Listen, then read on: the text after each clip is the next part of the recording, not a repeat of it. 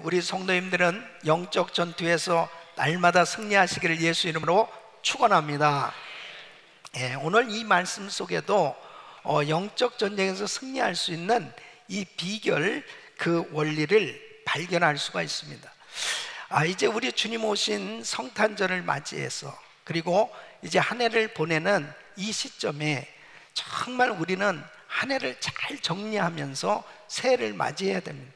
특별히 이 마귀가 파놓은 이 함정에 많은 사람들이 걸려서 결국 영적 전투에서 실패하게 될 때, 결국 자신들이 정말 하나님 앞에 온전한 신앙생활을 하지 못하고 주신 사명을 제대로 감당하지 못하고 살 때에 참으로 후회함이 막심한 그런 시간들을 보낼 수밖에 없는 겁니다. 그래서 우리는 이 영적 전쟁에서만은 반드시 승리해야 되는 것입니다.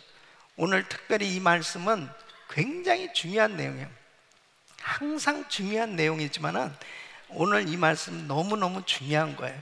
오늘 이 말씀을 잘 들으시고 정말 한 해를 잘 또 정리하면서 여러분 삶 가운데 영적 전쟁에서 날마다 승리하시기를 예수 이름으로 축원합니다. 이 다윗은 이 마귀가 파놓은 함정 가운데 하나가 뭐냐면, 이 분노하고 미워함으로 인해서 자신이 친히 보복하게 하는 것입니다. 그래서 이 복수하게 하는 이 덫에 걸려 넘어질 뻔한 이 상황 가운데서 하나님의 도우심으로 친히 복수하는 것을 하나님께 맡길 때 하나님께서 친히 이 복수해 주시는 이 놀라운 은혜를 체험하게 되는 걸 볼 수 있습니다. 여러분, 나발이라고 하는 사람이 있었어요. 이 사람은 목축업을 크게 했던 사람입니다.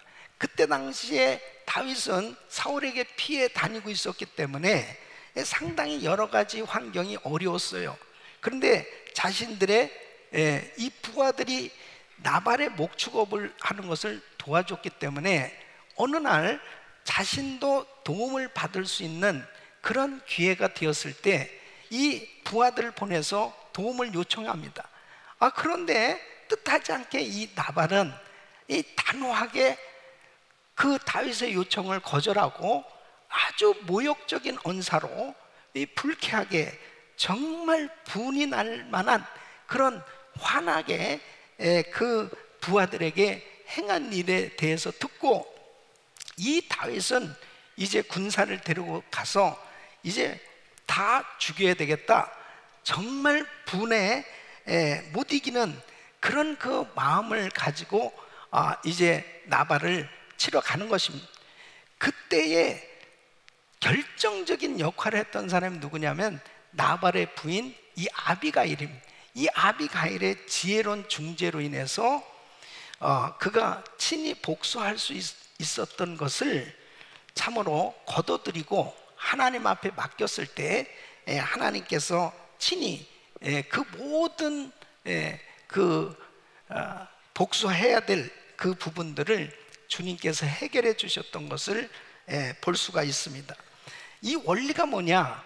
바로 복수하는 것을 자신이 하지 말고 하나님 앞에 맡겼을 때 하나님께서 친히 갚아주신다 하는 겁니다.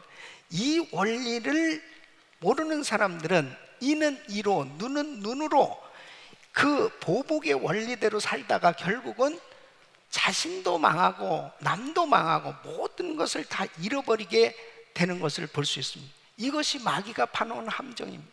그래서 결국 이 덫에 걸리면 죄를 짓게 되고 영적 패배자가 되는 것입니다.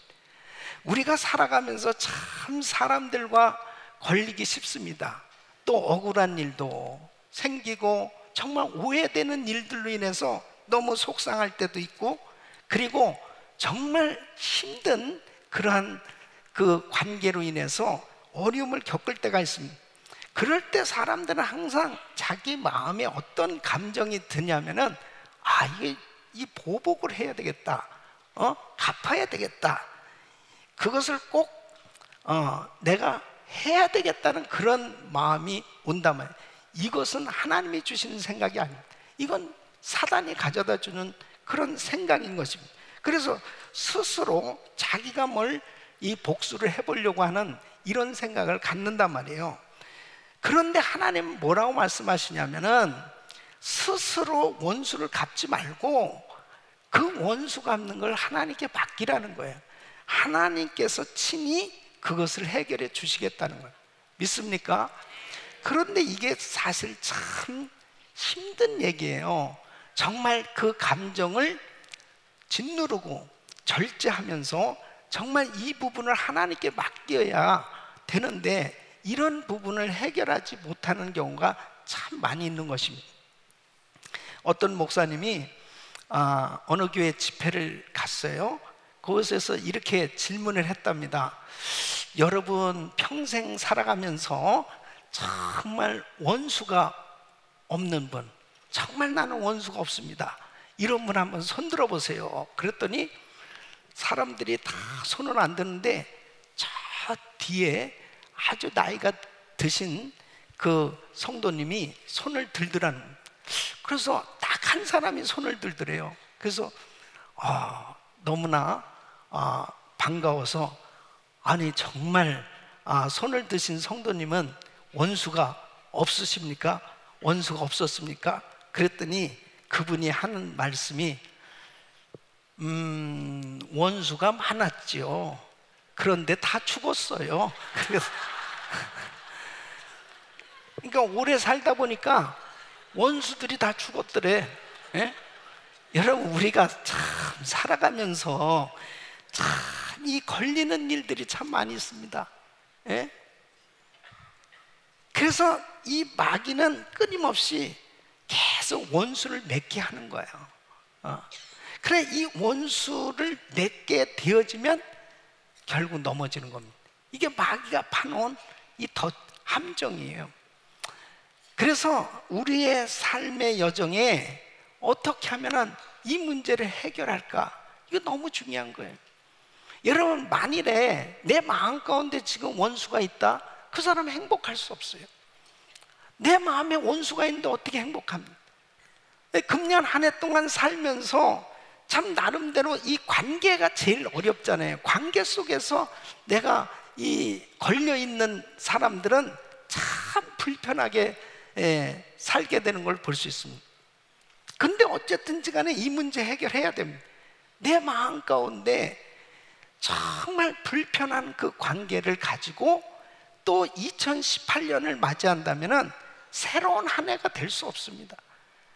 많은 사람들이 정말 내 마음 가운데 힘들게 하고 어렵게 하고 나의 삶에 고통을 주었던 이러한 사람들이 있다면은 이것을 어떻게 복수를 할까, 어떻게 보복을 할까, 이런 생각을 사단은 가져다 주는데 이 부분이 해결돼야만 우리는 건강한 신앙생활을 할 수 있어요. 행복한 삶이 이루어질 수 있습니다. 오늘 이 말씀을 통해서 정말 여러분 마음 가운데 걸려있는 모든 부분들, 삶 가운데 묶여있는 모든 게 다 풀어질 수 있기를 예수 이름으로 축원합니다. 우리는 어떻게 이 마귀의 이런 함정을 피할 수 있을까는? 자, 우선 다윗이 스스로 원수를 갚으려 했던 이 상황을 한번 보세요. 이 다윗은 사울 왕을 피해서 다닐 때 그를 따르던 무리가 상당히 많이 있었습니다. 자기 가족과 친척과 그리고 이 다윗을 왕으로 세우려고 하는 그런 많은 무리가 있었습니다. 이 군사만 400명이나 됐습니다. 그러니까 이 여자와 자녀들까지 하면 상당히 많은 사람들일 것입니다. 더군다나 이 피해 다니는 입장에서 이렇게 많은 무리가 같이 함께 할 때 식량이라든지 물자 확보하는 것은 굉장히 중대한 일이었을 것입니다. 이 나발이라는 사람이 이 목축업을 하는데 양만 3,000마리, 염소가 1,000마리예요. 그러니까 상당히 많은 그러한 이 짐승들을 목축할 때 얼마나 넓은 면적에서 그 목축업을 하고 있었겠습니다. 그러니까 강도가 약탈해 갈 수도 있고, 또 블레셋 군대가 습격해 올 수도 있고, 도적대 뭐 이러한 것들이 많이 있을 수 있겠죠. 그런데 다윗의 이 부하들이 이 나발의 이 목축업을 잘 도와줬단 말이에요. 그러니까 지금 다윗 입장에서 보면은 얼마든지 나발이 자신을 도와줄 수 있는 그런 그 관계가 될 수 있었단 말이죠. 더군다나 이제 양털 깎는 날은 추수하는 날입니다. 그냥 축제를 벌이는 날이에요. 이 소식을 듣고 다윗이 이제 부하들을 보낸 겁니다. 양식을 좀 보내라고. 그랬더니 이 나발이 아주 무례하게 거절하면서 이 다윗을 모욕하는 말을 하는 것입니다. 나발이 나발을 분 거예요. 그래서 10절에서 11절 말씀을 보면 나발이 다윗의 사환들에게 대답하여 가로되 다윗은 누구며 이새의 아들은 누구뇨? 근일의 각기 주인에게서 억지로 떠나는 종이 많도다. 내가 어찌 내 떡과 물과 내 양털 깎는 자를 위하여 잡은 고기를 가져 어디로 서인지 알지도 못하는 자들에게 주겠느냐 한지는. 아니 다윗을 어떻게 모릅니까? 당대의 다윗이 어떤 사람이에요? 블레셋 장군 이 골리앗을 쳐 죽인 영웅이다 맞죠? 이 다윗을 모를 수가 없습니다. 다윗의 그 부하들이 그렇게 도와준 걸 모를 리가 없어요. 그런데 이 나발이 아주 단호하게 그냥 뿌리치는 것입니다. 그것도 뭐 주인에게서 억지로 떠난 종 뭐 이런 식으로 이 다윗을 아주 정말 그야말로 비하하는 그런 모욕적인 표현을 써가면서 이 청을 거절할 때 다윗은 정말 참기 어려웠던 것입니다. 그러니까 한마디로 욱하는 감정이 치솟은 거예요. 그래서 21절로 21절에 보면 다윗이 이미 말하기를 내가 이자의 소유물을 광야에서 지켜 그 모든 것을 하나도 손실이 없게 한 것이 진실로 허사라. 그가 악으로 나의 손을 갚는도다. 내가 그에게 속한 모든 것 중 한 남자라도 아침까지 남겨두면 하나님은 다윗에게 벌을 내리시고 또 내리시기를 원하노라 했. 아주 죽이기로 작정하는데 모든 남자들은 싹 다 죽여야 되겠다. 이런 이 감정이 생겨집니다. 이 분노가 치밀었습니다. 여러분, 다윗이 이 감정을 주체할 수가 없었던 것입니다. 그래서 군사를 데리고 이제 나발을 찾아 나선 거예요. 이 미국의 크리스찬 상담학자인 이 헨리 브렌트 박사는 그가 상담한 사람들 사건 때문에 고민하고 괴로워하는 상담한 사람의 80%에서 90%가 분노에 관한 문제라는 거죠.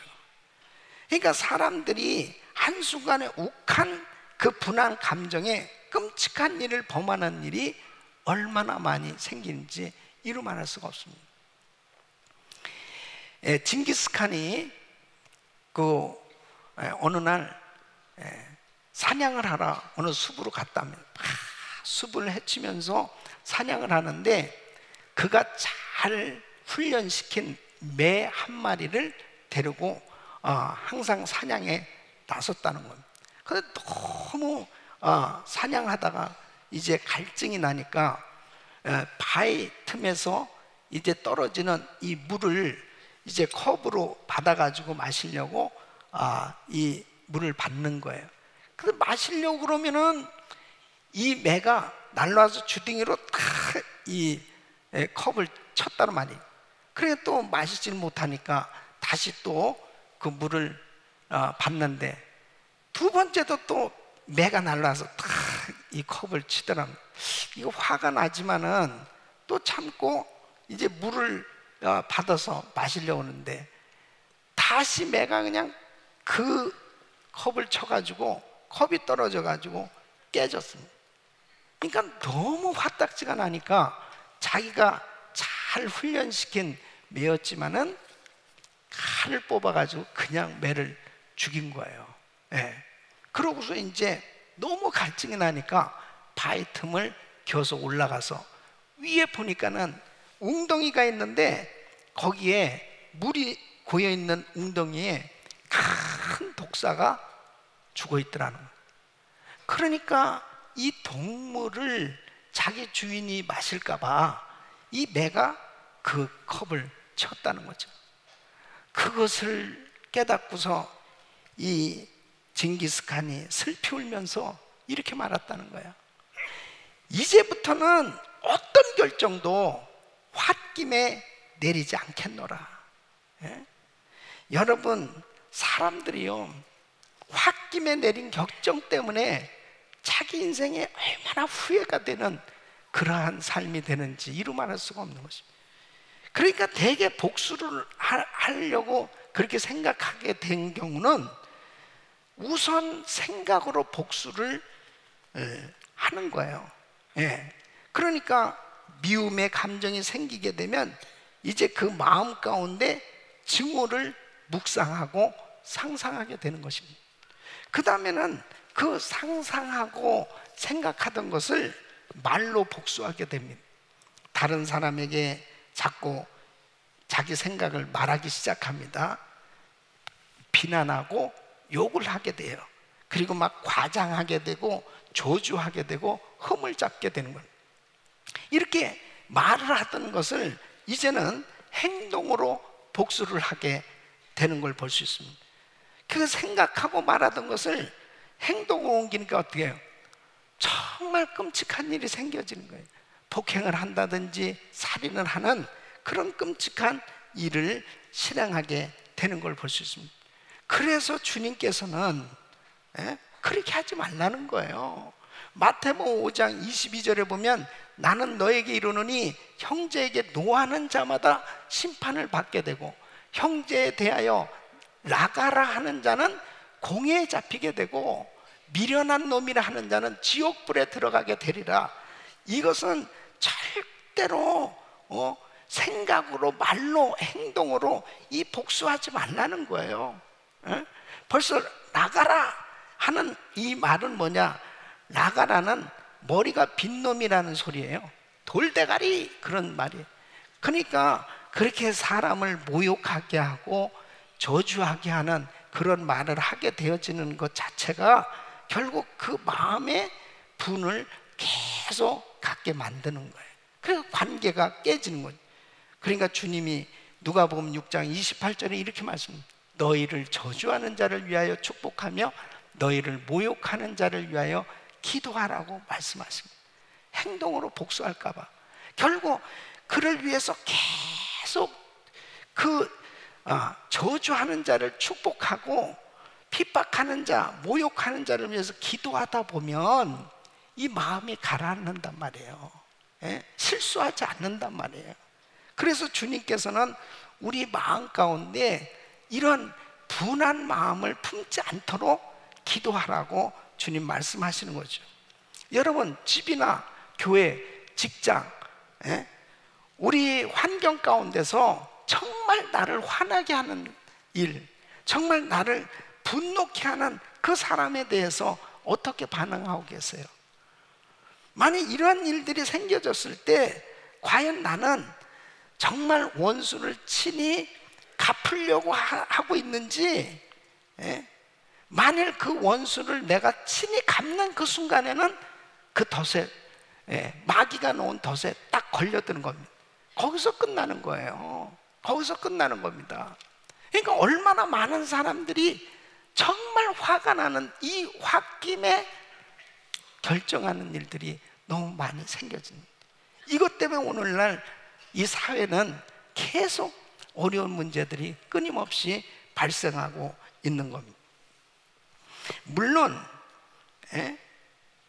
친히 원수를 갚지 않는다는 것이 악한 자들에게 당하고 살라는 말은 아니에요. 왜 저기 침입해 들어왔다? 그럼 싸우지 않고 되겠습니까?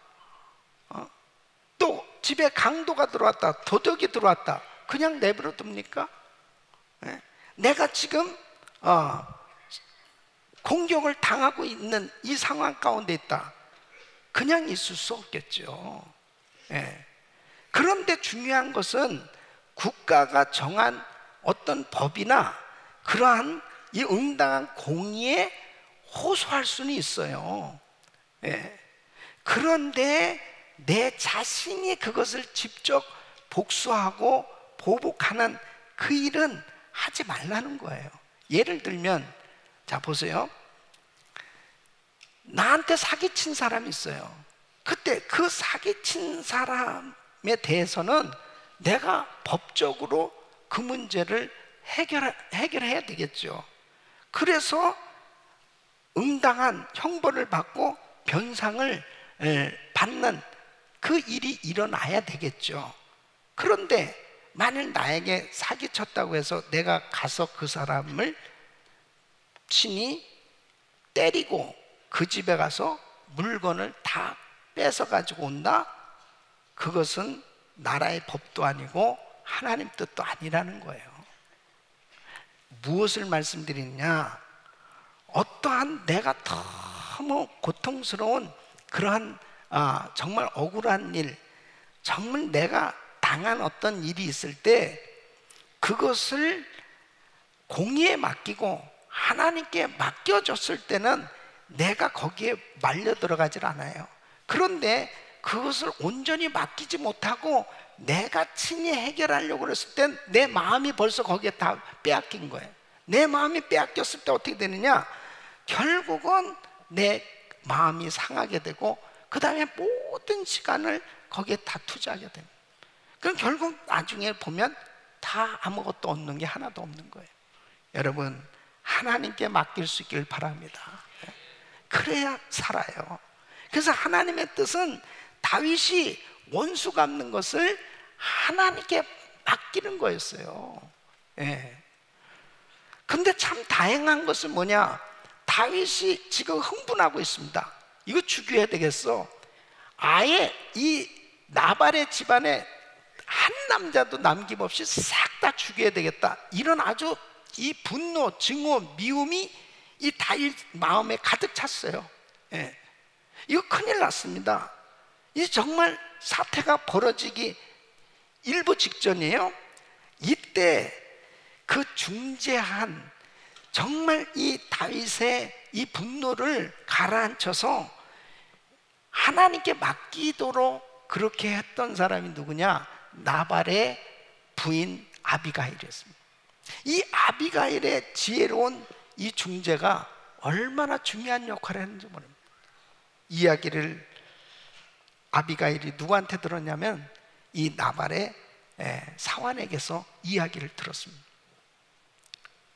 다윗이 군사를 데리고 지금 우리 주인을 치러 오고 있습니다. 큰일 났습니다.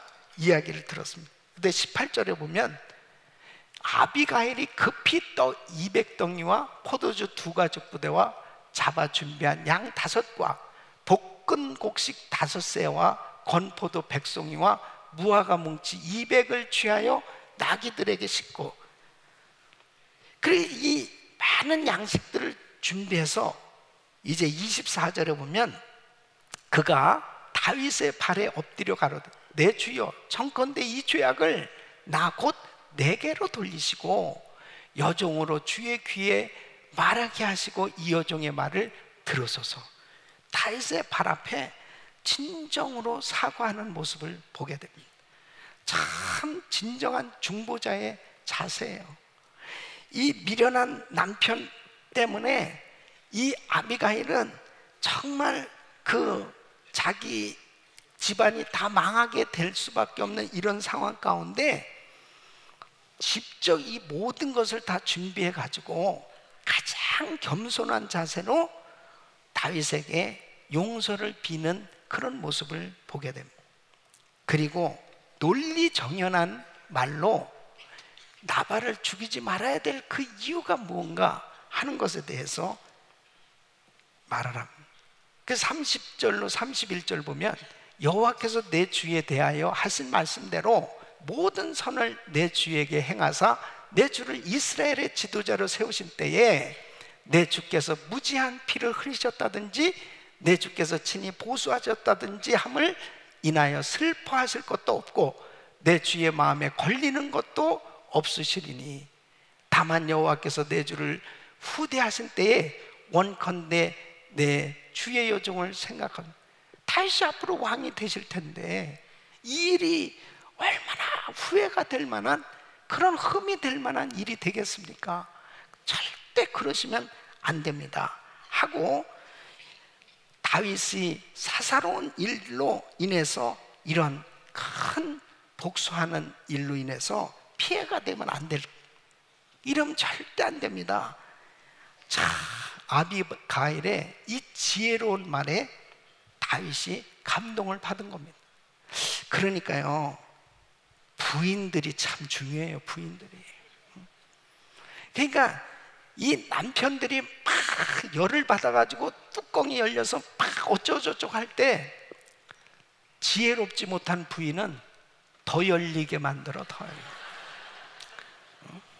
죽여야 돼, 죽여야 돼 막 이래. 그럼 같이 망하는 거지, 같이. 그러니까 부인이 또 막 뚜껑이 열어서 그러면 남편이 좀 잘 지혜롭게 가라앉게 만들어줘야 돼요. 그래야 집안이 세워진다니까.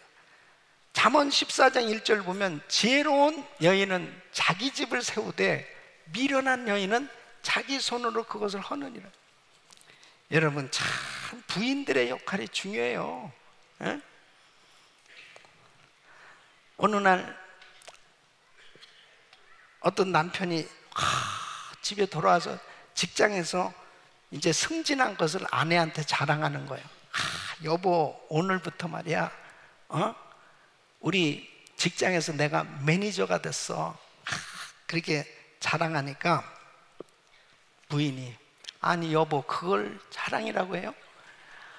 아니 우리 옆집 그 영인의 말이야, 그 집 남편은 작년에 됐어. 작년에. 집을 허무는 거예요. 좀 자랑을 하면은 할렐루야, 당신 말이야 참 정말 수고했어요. 난 당신이 정말 자랑스러워요. 참 대단해요. 당신 더 잘 될 거예요. 그러면서 남편을 세워줘야죠. 이게 아멘이 시원찮나요? 그러니까 작은 것에도 남자들은 사실 그래요. 부인에게 위로받고 싶어 한다니까. 남편들이 이렇게 뭐 대단한 것 같아도 다 부인들이 좀 위로해 주기를 바란다니까요.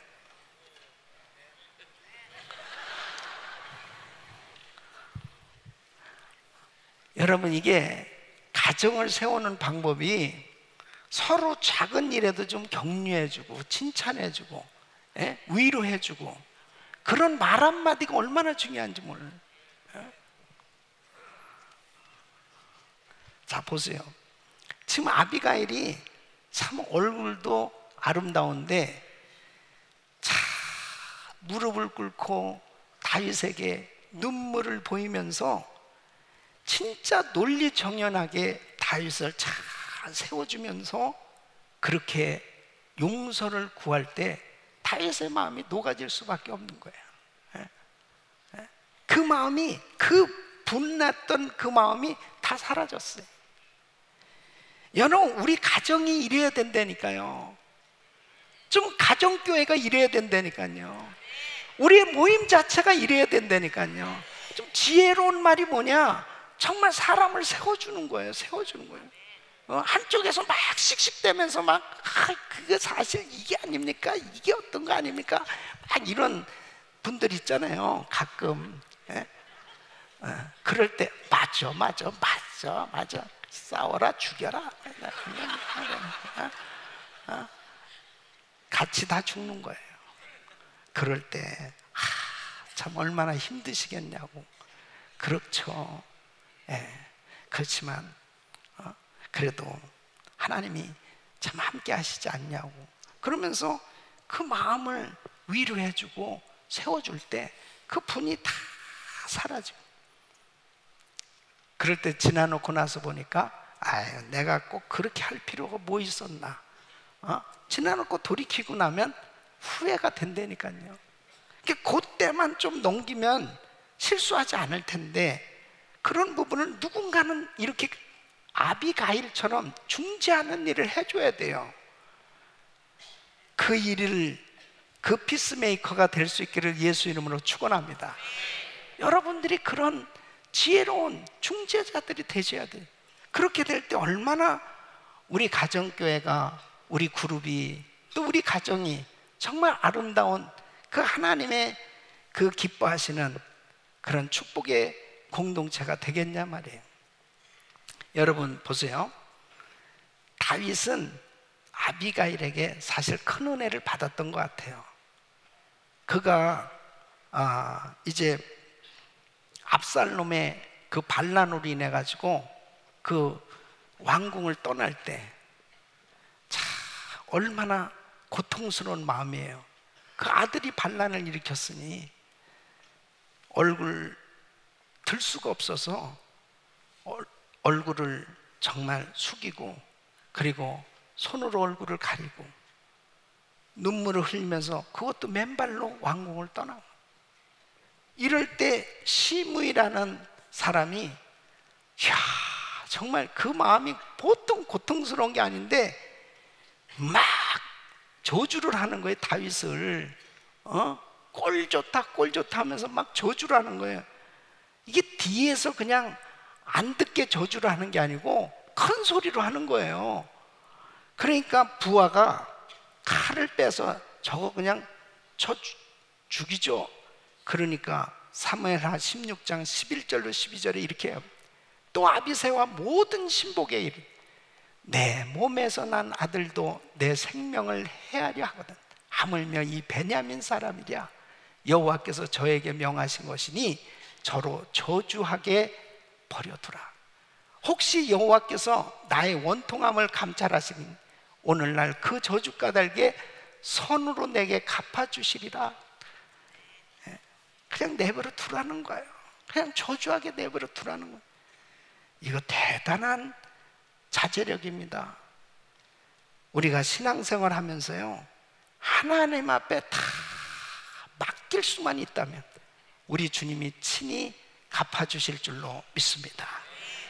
그래서 하나님께 사사로운 원수 갚는 일을 맡길 때 하나님이 갚아주신다는 거예요.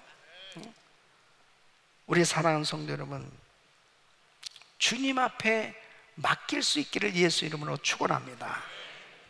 그래서 마태복음 5장 43절로 44절 보면 예수님은 원수 갚는 것을 멈추는 것을 넘어서 선을 베풀라고 말씀하십니다. 네 이웃을 사랑하고 네 원수를 미워하라 하였다는 것을 너희가 들었으나 나는 너에게 이르노니 너희 원수를 사랑하며 너희를 핍박하는 자를 위하여 기도하라. 왜요? 주님이 친히 해주신다는 거예요. 주님. 이렇게 되어질 때 우리는 정말 하나님의 은혜로 이 마귀가 파놓은 함정에 덫에 걸리지 않고 승리할 수 있는 거예요. 여러분 다윗이 보세요. 다윗이 만일 그냥 나발의 일가족을 다 쳐 죽였으면은 그는 얻을 게 하나도 없었을 것입니다. 근데 여기에서 참고 하나님께 맡겼더니 어떻게 됐느냐?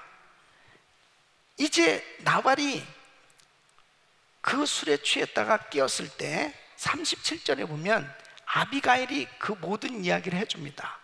아침에 나발이 포도주가 깬 후에 그 아내가 그에게 이 일을 고하매 그가 낙담하여 몸이 돌과 같이 되었더니 38절 보면요, 한 열흘 후에 여호와께서 나발을 치심에 그가 죽으니라. 다윗 편에서 보면 이건 절대 자연사나 우연사가 아닙니다. 하나님이 친히 해결하신 줄로 믿습니다. 친히 원수 갚는 것을 하나님 앞에 맡기라는 거예요. 맡기라는 거예요. 예. 그래서 로마서 12장 19절 보면 우리 같이 읽습니다. 시작. 내 사랑하는 자들아 너희가 친히 원수를 갚지 말고 진노하심에 맡기라. 기록되었을 때 원수 갚는 것이 내게 있으니 내가 갚으리라고 주께서 말씀하시느니라. 아멘. 보세요. 하나님 앞에 맡겼더니 어떻게 됐습니까? 결국 원하는 음식 다 얻게 됐어요. 그리고 결국 나발은 죽게 됐고, 그리고 그 아비가일 자기 아내가 됐습니다. 그리고 아마 나발의 그 모든 재산도 아마 다윗에게 속하게 되지 않았겠어요? 하나님 앞에 맡길 때 하나님께서 친히 책임져 주시고 그 모든 것을 우리 주님의 은혜로 회복시켜 주신 줄로 믿습니다. 우리 사랑하는 성도 여러분, 우리가 예수를 믿으면서도 참 안타까울 때가 뭐냐면, 조금 불편한 일 생기고, 조금 마음에 속상한 일 생기고, 조금 억울한 일 생기고, 조금 자존심 상한 일 생기면 못 참는 거예요. 예. 그래가지고 정말 중요한 일을 그르치는 경우가 얼마나 많은지 몰라요. 정말 하나님이 그렇게 축복하셔서 쓰시길 원하시는데 그 작은 사사로운 일 때문에 잘못된 결정을 해버리고 결국 하나님에게서 멀어지고 교회에서 멀어지고, 그리고 하나님이 기뻐하시는 사명 감당하지 못하는 그런 사람들이 얼마나 많은지 몰라요. 행복해야 될 가정, 하나님 앞에 축복된 그 사명, 이런 모든 거 다 잃어버리고 결국 영적 전투에서 실패하고 그리고 망가진 그런 인생이 되어질 때가 얼마나 많이 있냐 말이에요. 마귀는 항상 하나님 일을 못하게 합니다.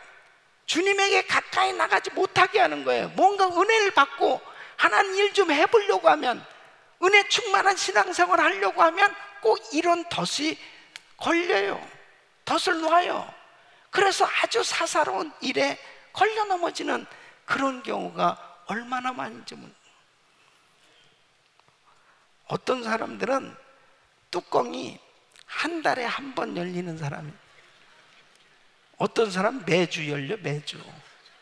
그거는 은사가 아니에요. 그건 그게 무슨 좋은 은사라고 자주 열려, 그게. 오늘로 뚜껑이 닫히기를 바랍니다. 해결되길 바랍니다. 다 얼마나 어리석은 일인지 모릅니다. 그런 그 마음속에 불타는 원한이나 분노가 있으면 풀어야 돼요. 심판은 하나님께 맡겨야 돼요.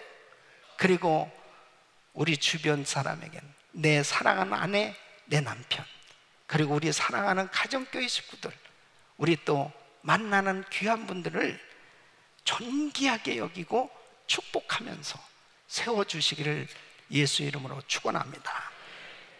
정말 원수가 없는 그런 일이 생겼다면 그것을 오늘로 이제는 하나님께 맡겨야 되겠다, 이제 온전히 한번 맡겨보세요.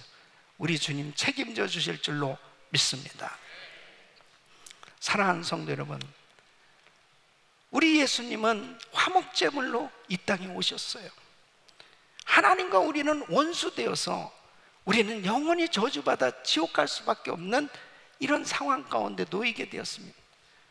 우리 예수님이 이 땅에 오셔서 자신을 내어주셨습니다.